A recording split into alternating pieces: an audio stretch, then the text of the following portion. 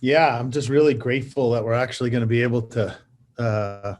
What's it going to be able to get 22 games in? Well, let's not count our chickens, I guess, yet, but it looks like we're going to be able to get 22 games in. And I think to start the year, if you told me that that was going to be the case, I would have been ecstatic. So I'm really happy that we've been able to do that this season. And we got a great opportunity tomorrow to play a team that we're neck and neck with.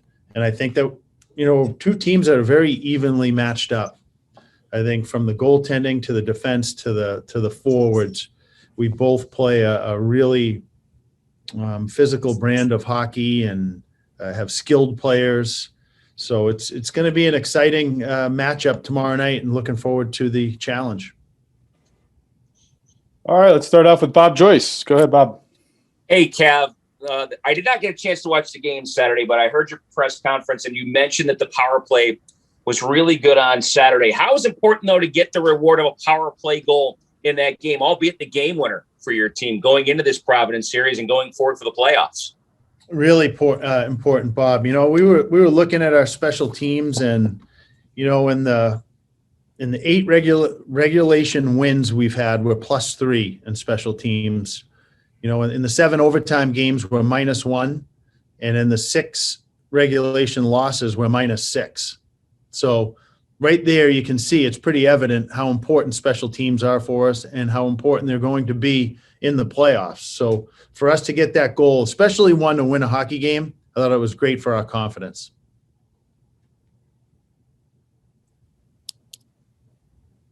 Let's go to Adam from ESPN Radio. Go ahead, Adam. Coach, the last time that you and Providence met up, they were able to hold you to just 20 shots on goal. That's something they do particularly well, but getting shots on goal is something that you guys have done really well this season. So how do you make sure that that number increases on Friday?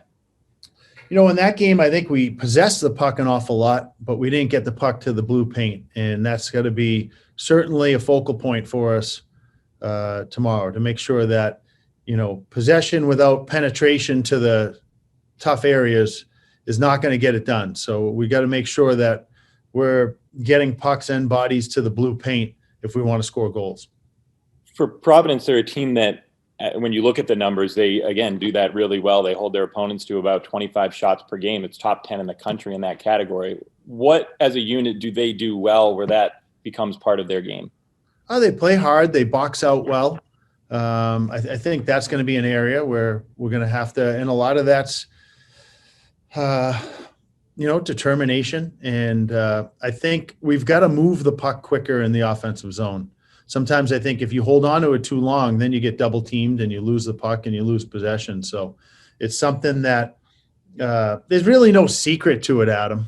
There's no magic formula. It's, the first time we played them, we got a lot more pucks to the net. I think this time we've just got to, as I said, make that a point of emphasis and win those tough areas.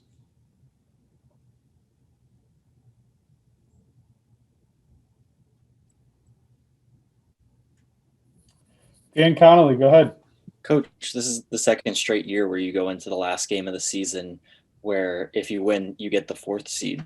Yeah. So how do you approach that any different than a normal game? Because after the main game, you mentioned that it had a playoff feel. So are you doing anything different at this time of the year to kind of get into playoff mode and get ready for these not do or die games, but games that have pretty big implications on them? Yeah, that's a great question. We've talked about that as a staff. I think you just got to embrace the opportunity and the challenge. It's a great thing, Dan. If someone said a few years ago that UConn's going to be back-to-back years playing a game that means home ice, in the top 4 in the playoffs, you'd be pretty excited about where the program is. So I think that's something that we got to look at it as a very, it's not a must-win game, but it's a very important game. And I think that's something that we have to embrace that challenge. I'm excited that we've put ourselves in this position again in a very tough competitive league. So it's an awesome opportunity, and that's how we have to look at it. it's not the same having a home ice advantage as it would be in past years, but how much of an advantage is it to be playing games at home and especially be playing this game at home? Yeah, it's you don't have to get on a bus. You don't have to travel. You're very familiar with the surroundings. So from that standpoint, it's nice. That's an advantage. That being said, if it was at the Excel Center and there was 7,000 people and you score the first goal, that brings a lot of energy, and your team can feed off that energy. That's something that isn't available because of the certain situations, and that's not available at any rink. So you have to create your own energy. Go ahead, Bob.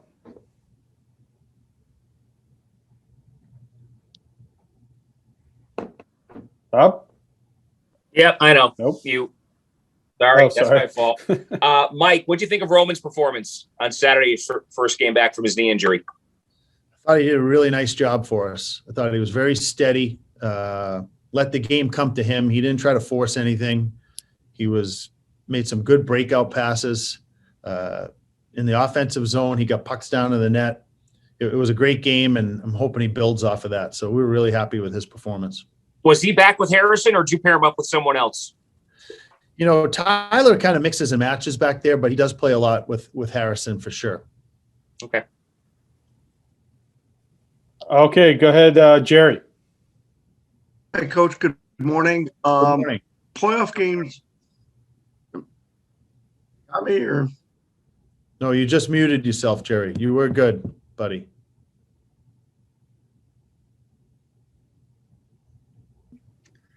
okay? All right. How's that? Yep, perfect. Okay, good. Playoff games always big keys are goaltending, and you have 2 to 3 best goaltenders in this conference are going to be in this game. Thomas Womack, we've seen how well he's played over this year. Jackson Stolber's had a strong year. What do your forwards have to contend with, and you're working on with them to face Jackson Stolber coming up on tomorrow? One thing we don't do really is scout goaltenders. I think you can get in trouble if you say, hey, this guy's got a weak glove, or this guy, you got to beat low blocker. Next thing you know, everybody's trying to shoot there and you're missing the net and it gets in your head. I think the most important thing is that, you shoot to score. Where you see net, you shoot, and you shoot hard. And then you get traffic and you take away goalies' eyes and look for rebounds. I don't care what level you play at. If you watch the NHL games last night, there's a lot of rebound goals. There's a lot of screen goals. The goaltenders are all really good. So we try to avoid scouting a guy. You might say, hey, listen, he's very aggressive. He likes to come out to the top of his paint. He's a kid that plays deep. So you might know if you have a breakaway that's something you might contend with. But otherwise, I think it's more about getting volume and traffic to the net. Do you think you accomplished some of that the second game against Maine on Saturday and getting that into the bloodstream of UConn hockey? I thought we accomplished it both nights. We had 52 shots the first night and 47 the second. I mean, if you're going into a game or a weekend and putting 99 shots on net, that's a lot of volume. That's for sure. Thanks, Coach. Go ahead, Randy. Thanks, Bill. Hi, Coach. It's actually pretty much a follow-up to that. 3 goals on Saturday came with traffic, tip-ins, screens in front. When that happens and you see the results of that plan, you kind of say to the guys, hey, see, good things happen when you create that kind of traffic. Because I think all 3 were either tip-ins or screen goals other than the empty netter. They were, for sure. They were Carter Berger's goal it was a great offensive possession where we kept retrieving. Like, we talk about multiple shot shifts, and that was a multiple shot shift where we retrieved the puck and got it back. And the same thing with Adam Karashik. Like I think that was tipped by Cassidy Bowes, but it was a great traffic and to your point. And then on the power play goal, we got possession inside, shot from the point, and a deflection down low. So, and I think if you look at a lot of goals that are scored, their second goal was a net front scrum, what they scored. So, it happens an awful lot. There's power. You just got to score on the power play. you can score really three ways. I look at it. You can score on the power play, you can score off the rush, or you can score off of OZP play, offensive zone play, where you kick it to the point or there's traffic in front of the net. The majority of the goals are coming from traffic and OZP play. Teams are really, really good, especially this time of year. You're usually not giving up a ton of odd man rushes, or you shouldn't be. You're not going to be around very long if you are. And you got to score on the power play. So, like, those are the two areas where I think you got to be really good. As a follow-up to that, through the years, the skill level of your roster has improved. Speed and puck handling. Is it harder to get or easier to get away from the simplicity of wrist shots from the point and traffic in front when the skill gets higher, which is a great problem to have because you got some really good hockey players out there?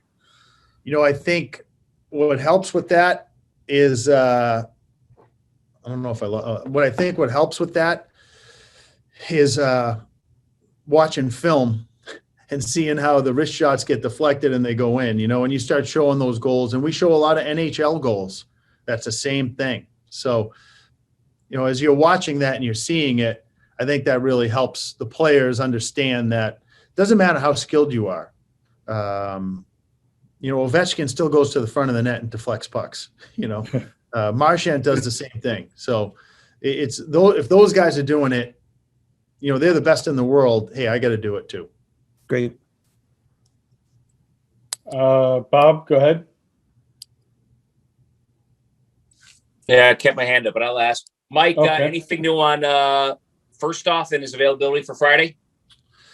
He has skated this week. We'll know more today, Bob. I'm not trying to be coy. He has not had a full contact practice yet, so he's going to try to go today, and we'll know more after practice today. So, okay, if you want to call me tonight, I'll let you know. I'll call you in the morning for our pregame. All right. Let's go to Dan Connolly. Just along that line, are you expecting to be without anyone else? Nick Capone won't play tomorrow night. We'll go over to Joe Zone from Channel 3. Joe.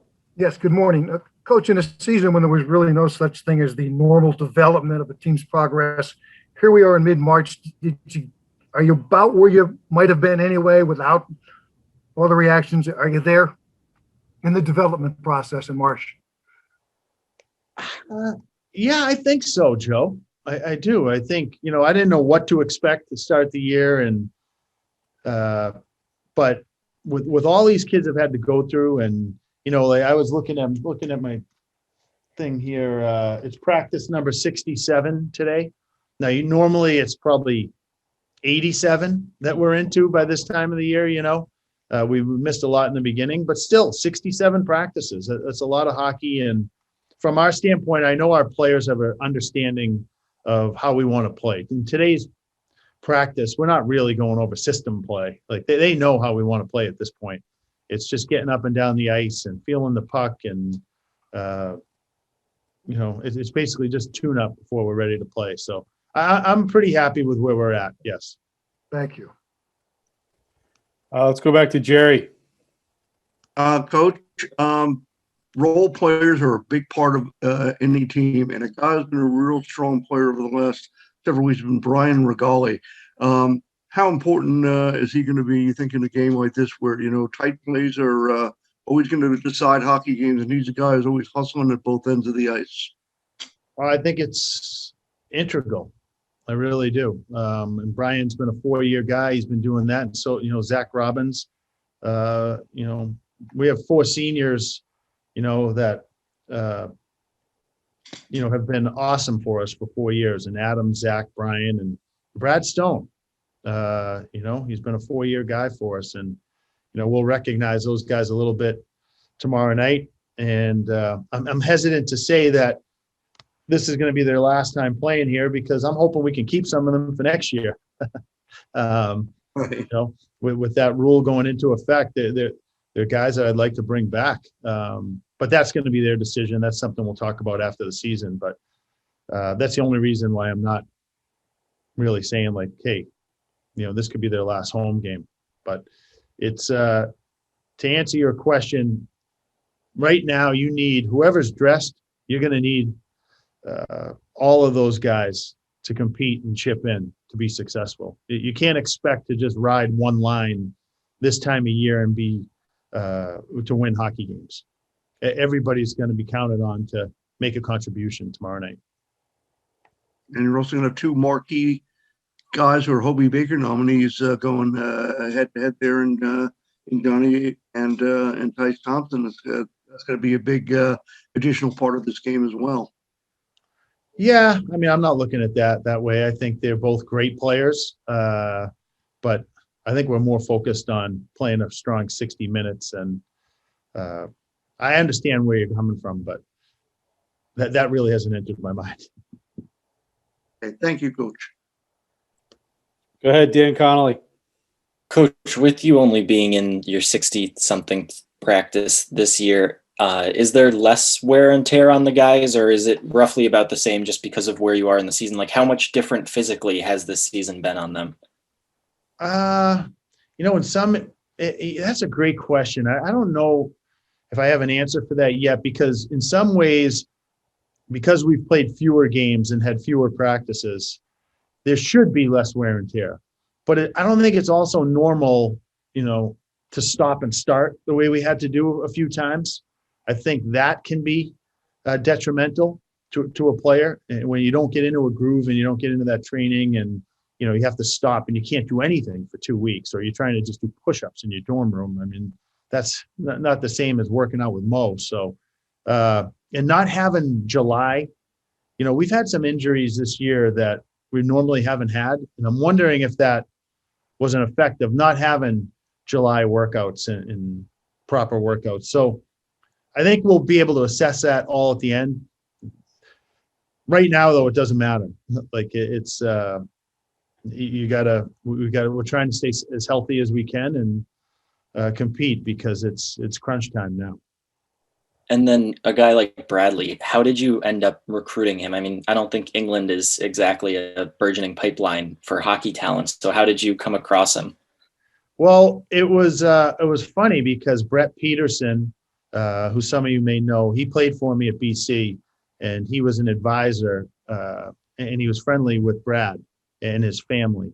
And now Brett's assistant GM of the Florida Panthers. He's the first, I think, African-American to be in a management role in the NHL.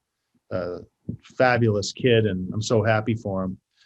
He was the one who said to me, hey, I've got a kid. He's, if you're looking for a goaltender, and we actually had been. So that's how it worked out, because I trusted his opinion, and Brad's been fantastic for 4 years. All right, let's go to back to Randy. Thanks, Bill. Coach, with Nick Capone out and the physicality that he brings, such a kind of important part of your team identity this year, are you looking to any individuals in particular to ramp up the physicality, or is this like a whole collective, team's got to kind of respond behind that absence? I think it'd be a collective effort, Randy. I think when we're playing really well, it's not just one guy being physical. It's we're all being physical, and physical has a lot of different meanings. It's not just, delivering a body check that knocks a guy over. Going to the net is a physical play. Being strong in front of their net is physical play. Taking a hit to make a play is physical play. So there's a lot of different definitions. I think so many fans and people get caught up with the big hit because, hey, they are momentum builders, no question about it. But winning puck battles and getting to the front of the net and clearing out your net, those are all physical plays that, we have to be really good at collectively as a team. All right, Dan. Go ahead, Dan. When you're recruiting a goalie, I think like the timeline you were probably recruiting Bradley, you already had Adam. I imagine you were already on Tomas. So do you discuss with a goalie like, oh, we think that you're going to be a backup for us, or we think you can develop into a starter? How do you kind of navigate that? Because you can only have one guy in goal, and you've recruited some pretty good goalies to UConn. I would say, with Brad, it was a situation where we're looking for a third string goalie. And, I heard Gino talk about it. There's roles on every team, and that's an important role. You know, there's guys that stay out after practice and take a lot of shots. And you need a goaltender that's going to stay out there. Tomas isn't going to stay out after practice today and take 50 to 100 shots. He's just not. And I don't want him to. But there are players who want to shoot and work on things. And I give Brad and Ryan Keene all the credit in the world. They stay out there and they take a plethora of shots on Thursdays when guys are working on things. So that was certainly the role that, we were all honest and pitched to him when he came here. And and he had jumped in for a game for us last year and got us into a championship game too. So he played great against St. Lawrence last year when he had to. And then just the last senior, Adam, you've talked a lot about him this season, but how special is it to have a player like him who's played 4 years for you and is also from Connecticut that has had this much of an impact on your program? Well, it's something that we've wanted to do. We've wanted to keep those, top end Connecticut players. And Adam's a kid where he might be despised by a lot of teams in the league. I think any team in the league would take him on his team. And when you have a Connecticut kid that any team in the league would take, we want that kid here at UConn. And I think Nick Capone also fits that bill. So those are the types of players we want to keep here. Adam's been awesome. He's been the heart and soul of our team here now for a couple of years. And I'm hoping to keep one more.